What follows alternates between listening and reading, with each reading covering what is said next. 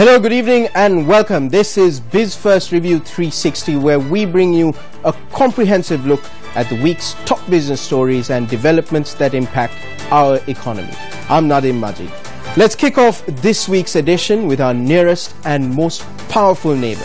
Big brother India this week moved to reassure Sri Lanka that concerns over the proposed Economic and Technology Cooperation Agreement, or ETCA, will be addressed before a final agreement is reached. It is important to recognize that this negotiation has to be done in detail and without any kind of pressure on the timeline. It has got to be done with a lot of trust, and there's absolutely no compulsion on the time. It is important to recognize that both sides should be at ease when they conclude it. Both sides should be at ease when they negotiate. And therefore, let me reassure you here that India looks forward to having an agreement with Sri Lanka. We value that agreement. But of course it has to be done, taking everybody on board and talking on every issue of concern for both sides. ETCA, which covers trade in services like information technology, shipbuilding and engineering, became a very controversial topic when professional bodies like the Government Medical Officers Association and IT professionals voiced fears of the possibility of Indian labour flooding the Sri Lankan market. Minister Sita Raman had this to say in response to these concerns. Signing ETCA means you're having access to 1.25 billion. Let me finish this. Wouldn't you want to hear about that? It's a big market which is getting opened up for Sri Lanka. All your goods and services and all your produce, particularly your agricultural produce about which you're talking, are all going to have access provided we tie this agreement up.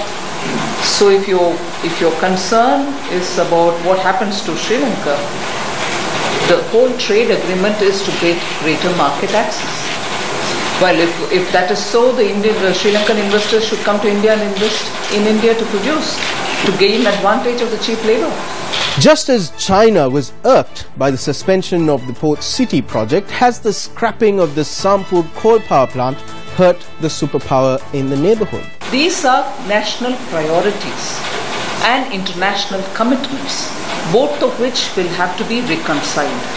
When national priorities will have to be in line with the international commitments made, obviously nations will have to speak about changing priorities and norms. So in that line, if Sri Lanka has chosen to move out of coal and look at any other renewable source of energy, we in India, although there are difficulties, I'm not saying it's easy, although there are difficulties, we have to sit and engage with Sri Lanka to understand how to get over this issue so that both countries benefit out of it. So I would want you please not to have this feeling, and it is not a feeling in India. We are not looking at it as, oh my God, there's a bitterness here, why did this happen? No, we are not looking at it. We fully appreciate that the concerns of national priority will have to be reconciled with international commitments which nations make. During her visit to Colombo, Minister Sita Raman said India is looking to invest $2 billion in Sri Lanka within the next 3 to 4 years, a move that analysts say reinforces Prime Minister Narendra Modi's neighbourhood first policy.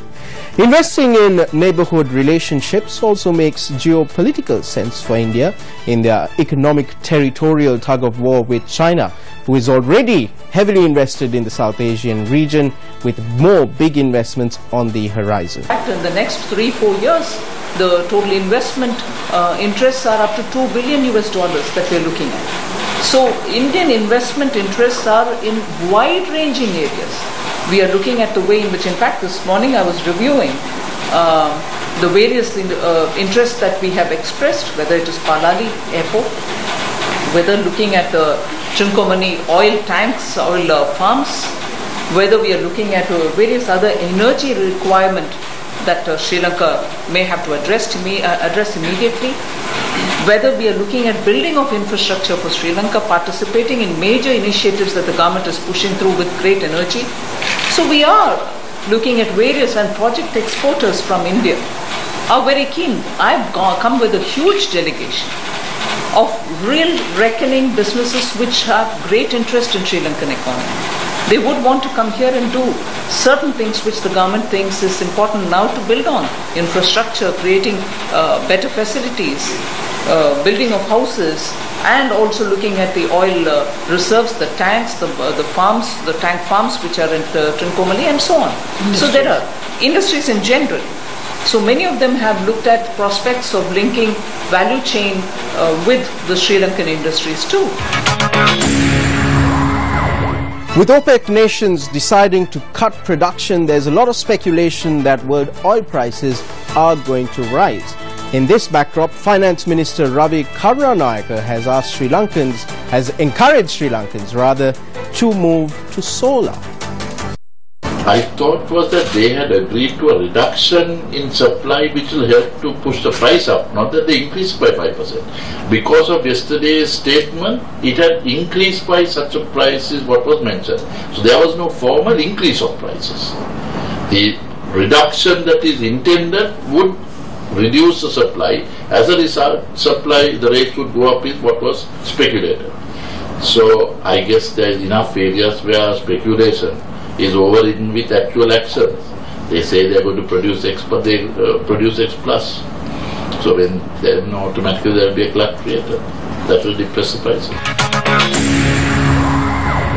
Meanwhile, in a bid to curtail burgeoning credit growth, the Central Bank of Sri Lanka, or rather the Monetary Board of the Central Bank of Sri Lanka, which met this week, has decided to hold key interest rates steady. Let's have a look. The central bank kept policy rates unchanged in September, saying adequate measures are in place to contain credit growth and support economic activity. Accordingly, the Monetary Board of the Central Bank of Sri Lanka decided to maintain the standing deposit facility rate and the standing lending facility rate unchanged at 7% and 8.5% respectively. We expect it to start slowing down from, in the last quarter of this year. The expectation is that by the end of the year it will slow down to about 20%, I think. Am I right? Yeah. So, it will start tapering down. Because remember, the transmission mechanism in Sri Lanka works in such a way that changes in interest rates and other monetary instruments takes about 6 to 12 months to pass through completely, right? About 6 months? 12 to 18 months. Okay, about 12 to 18 months to pass through. So it takes time for it to really pass through the system. But, we should start seeing some reduction in the rate of increase of credit. The central bank said growth will pick up in the second half of 2016 to end the year between 5 to 5.3%, despite a slowdown to 2.6% in the second half, triggered by the drought-hit agriculture. Second quarter economic growth for this year is expected to be higher than the published 2.6%. In fact, we see growth picking up in the second half of this year. The first quarter growth was revised down from 5.5 to 5.2%. Then in the second quarter we got a disappointing growth figure of 2.6%. But there are some mitigating factors, and our expectation is, every quarter the growth figure is usually revised. I mean, that's natural. But we think there may be a significant revision in that number for the following reasons. Well, first let me say why actually growth did come down in the second quarter. One is the strong base effects of high growth in the second quarter of 2015. In the second quarter of 2015, growth was 7%. So those base effects clearly worked against the growth performance of the second quarter of this year.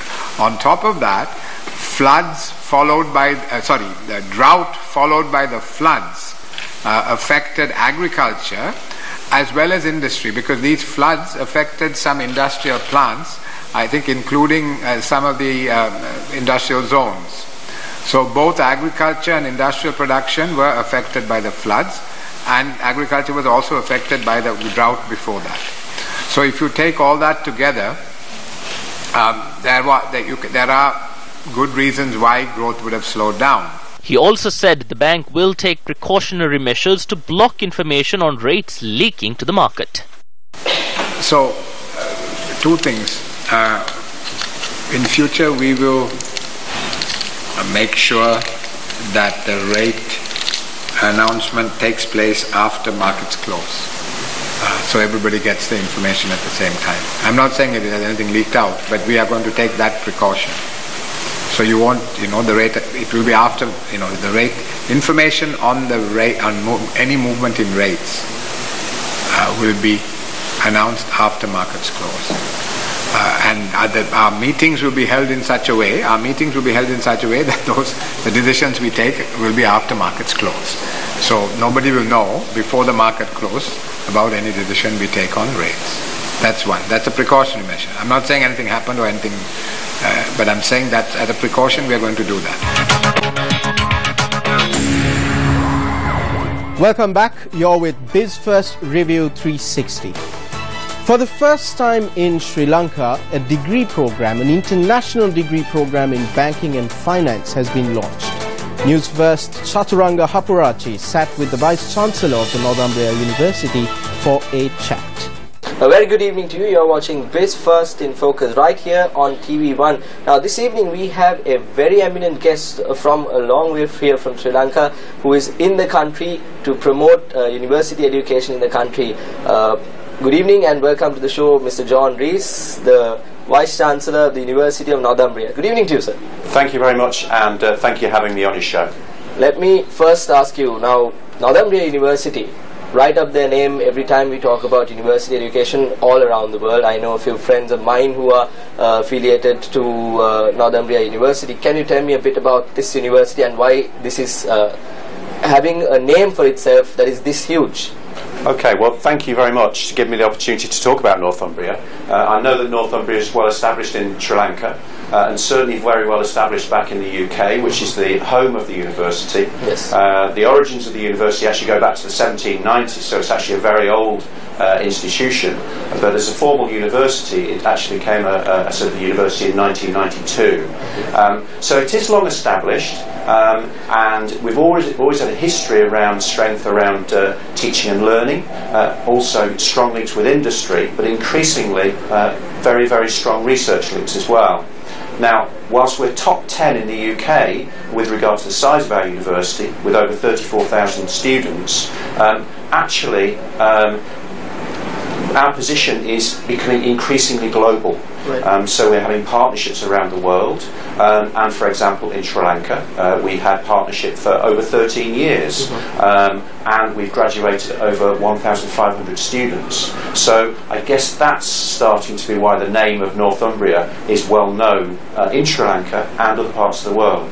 So for example, we are the top provider of English degrees in Hong Kong.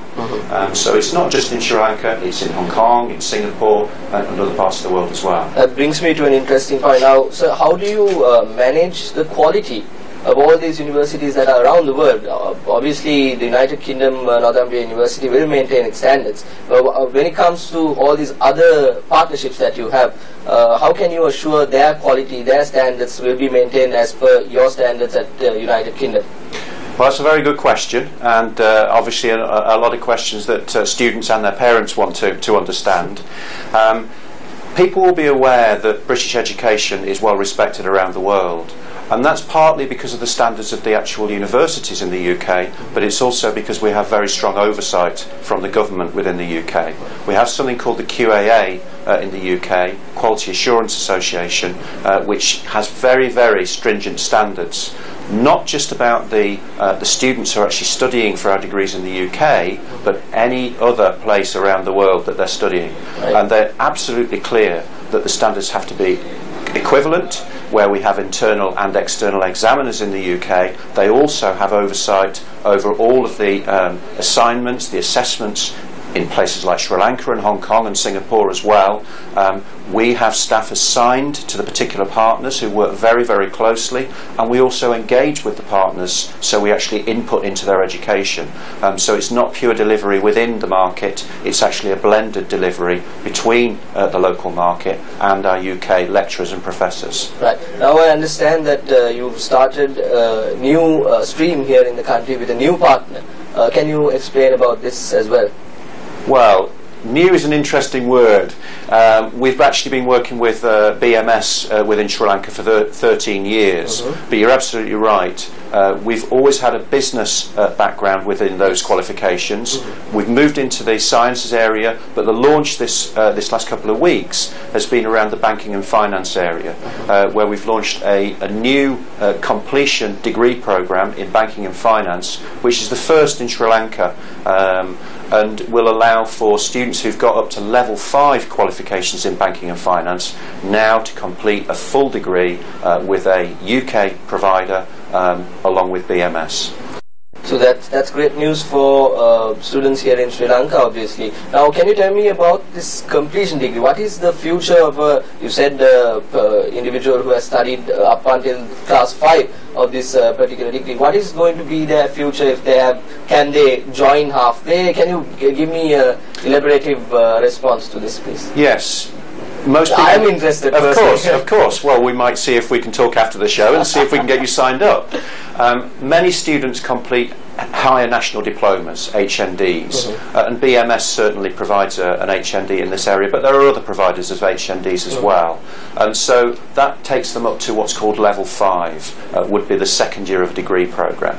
Now, this banking and finance BSc ONS is effectively the last year of the degree programme. So we've checked against the previous qualifications, the previous subject area that they've studied, and the final year then will give them about risks in the banking and finance industry, as well as research methods and all of these sorts of areas, and then enable them to go out into what is a thriving banking and finance industry in Sri Lanka, and also opportunities for Sri Lankans perhaps overseas in the banking and finance area as well. So it will give them employment opportunities.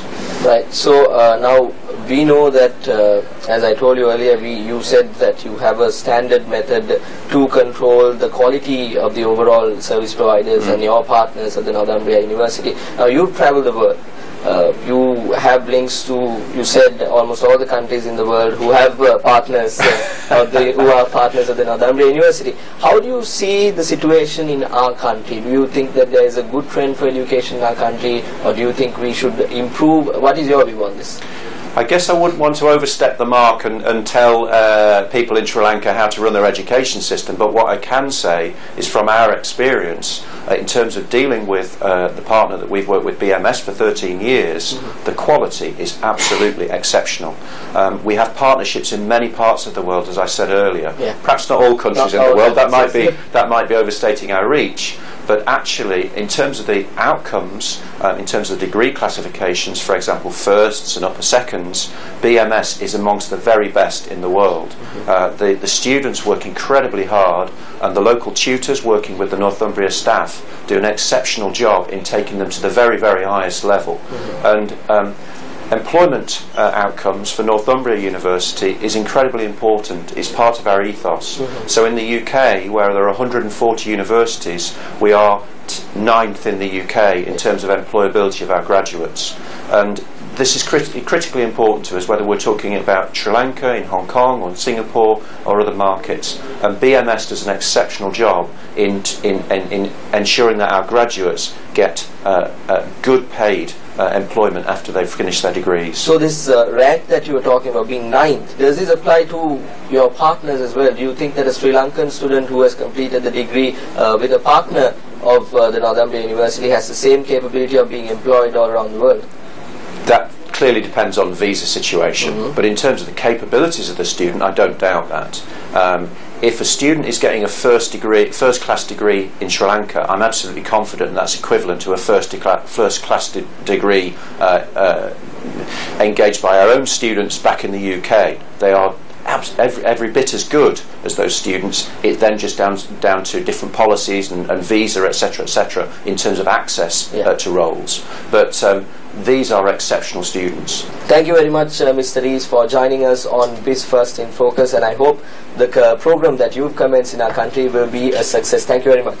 Thank you. We hope to join you next week, Tuesdays at 10:30 p.m. Same time, same place as promised. Join us next week as well, as we bring you another eminent guest as we talk about the new trends in the business sector. Thank you very much. I'm Chaturanga Puarachi. So how exactly is the health of the Sri Lankan economy faring?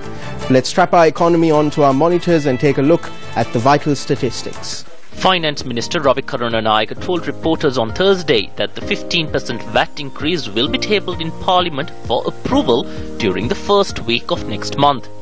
The Treasury is hoping that the VAT increase will help generate 100 billion rupees in revenue by the end of 2017. Well, the revenue that was envisaged is roughly about 100 billion For the year. And because instead of the 2% in BT was substituted with the VAT increase, so that is the revenue that we are looking at. So other forms of revenue collection methods have surpassed what was expected. But you want to achieve the exact 100 billion from that this Even year. more than that. We'll achieve more than that. We'll try to achieve more than that. The Department for Census and Statistics said in its computer literacy report for 2015 that 1 out of every 4 households own either a desktop or a laptop computer. This percentage is 41.5% in urban sector, and rural and estate sector show 22% and 4.5% respectively. The highest availability is in the Western Province at 38.5%, while the lowest availability is reported from Uber at 12.5%. When we come back, it's the voices of shippers and logistics experts. How is the industry faring in the country?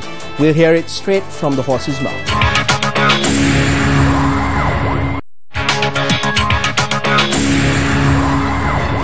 Welcome back to the program. Today on Speak Your Mind, we bring you highlights from the Colombo International Maritime Conference 2016.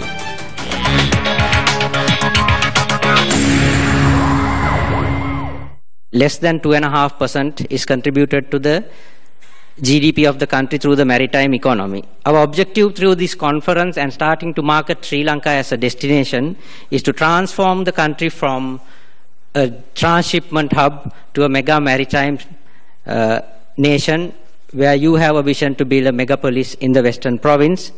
And we plan in modest way, at least by 2030, Sri Lankan maritime economy should contribute at least 6% to the GDP. We know what Colombo is for. It's transshipment cargo or Sri Lankan cargo. For Hambantota, it may be refueling, but what they are trying to do, 15,000 acres for industry, means there will be sufficient industrial volume to come out of Hambantota. So they are balancing out. They have worked out that they won't be able to get all the traffic just by depending on refueling, so they are collecting their own volumes. As far as Trincomalee is concerned, it's going to be a big harbour for the transshipment harbour for the Bay of Bengal. The best place to come into if you want to send goods to Calcutta, Chittagong, to Myanmar. So we have to allow that time. It's a process. The private sector also will be advanced. There is a full-blown crisis going on in almost every branch of the shipping industry. Of course, crises offer opportunities. There's no doubt about that. But I think this crisis is of the sort of magnitude that has the potential to significantly affect adversely many supply chains around the world, and we're seeing it very sadly now with the consequences for a whole lot of people as a result of the collapse of Hanjin. So what behaviour is all this driving amongst the lines? I know some of these are self-evident, but let's just whiz through them quickly. First and most obviously, cost. The cost pressure in the container industry is inexorable and will simply go on and on. There is no doubt about that, and it's something that anybody who purports to offer any form of service has to respond to. Talking about Sri Lanka, ladies and gentlemen, as the saying goes, is a buoyant country with buoyant people. Now, notwithstanding the crisis, the Port of Colombo has witnessed a double-digit growth this year, which is, I must say, which is phenomenal. Now, this growth primarily has been driven by the privately owned and managed CICT and SAGT. The state-owned JCT, which is owned and managed by the Sri Lanka Ports Authority, which had a market share of 58% in 2013, has dropped to 34% in the first half of this year. Location, unfortunately, we talk about the location. Location is only a comparative advantage. It doesn't mean that you have a competitive advantage just because you have a location. 2 decades ago, the Port of Singapore, with their location, lost approximately 3 million containers for a year overnight to Port of Tanjung Pelepas in Malaysia. Location also poses challenges to the port sector of Sri Lanka. High Commissioner was speaking about it. It's evident that geopolitical equations are at play. The tender for the Colombo East Container Terminal, as the High Commissioner said, which closed on the 20th of this month, has a clause which says weightage will be given to a consortium which includes a strategic investor from the region having not less than 20% shareholding in the consortium.